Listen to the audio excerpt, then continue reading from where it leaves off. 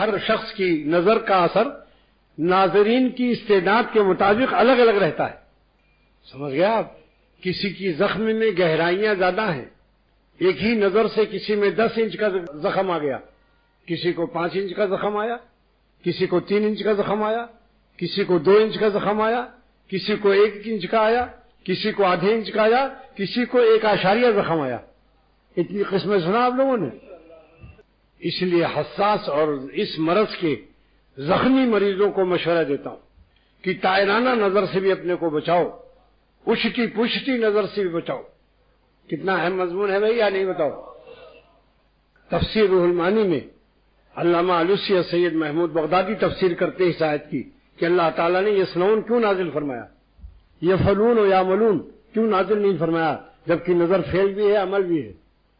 فرماتے ہیں یسنون اس لیے نازل فرمایا کہ واللہ خبیر باجالۃ النظر، نظر باز لوگوں کی آنکھوں کی کا گھمانا کا نقشہ اور ڈیزائن ہمارے سامنے ہوتا ہے.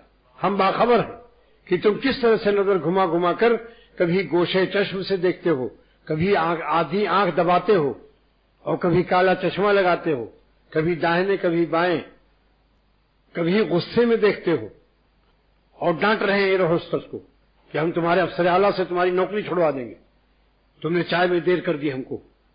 غصہ چڑھا ہوا ہے، آنکھیں لال ہیں، مگر نفس اندر حرام مزہ لے رہا ہے. یہ غصہ، اس غصے سے شیطان ان کو زہر پلا رہا ہے.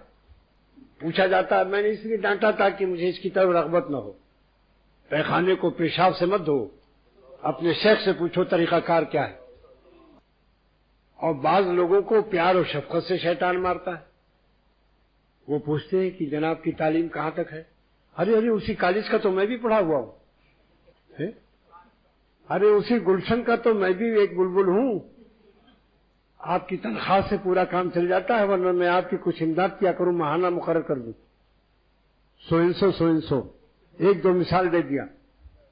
یہ شیطان کبھی پیار سے مارتا ہے، محبت سے مارتا ہے، رحمت سے مارتا ہے، اس کے اوپر رحم آ جاتا ہے. حسینوں پر بہت رحم آتا ہے بعض لوگوں کو، اور بعضوں کو غصے سے مارتا ہے.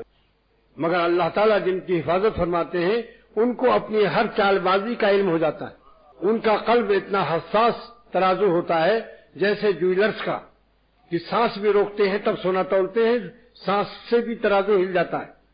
تو بعضوں کو اللہ تعالیٰ نے اتنا حساس ترازو دیا ہے کہ اگر ایک ذرہ نمک حرام نفس ان کا چکھ لے، ایک ذرہ حرام درآمد کر لے، امپورٹ کر لے، استیراد کر لے، تو ان کے قلب میں لرزہ اور کپکپی آ جاتی ہے، ترازو ہل جاتا ہے، جس سے ان کو استغفار اور توبہ کی توفیق نصیب ہو جاتی ہے.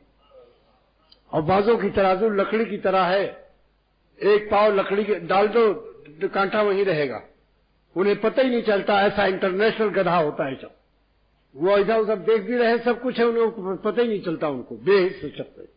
یہ گیریج کے نوکروں اور گیریج کے لونڈے جو موبائل اور موٹر صاف کرتے ہیں، ان کی پتلون کی طرح اس کا دل ہے.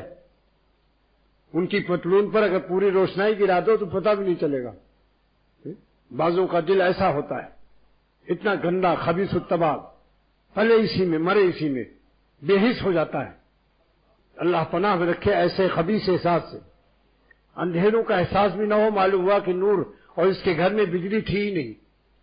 اسی لیے ذکر اللہ والے بتاتے ہیں کہ تاکہ ذکر کی برکت سے قلب میں نور آئے، تب گناہ ہونے کے بعد جب اندھیرا آئے اور بجلی فیل ہو جائے تب یہ وائرلیس کرے اور ٹیلی فون کرے پاور ہاؤس کو، اللہ تعالیٰ سے استغفار، آہذاری، اشکباری اور بے قراری اور اللہ کو فریاد داخل کرے.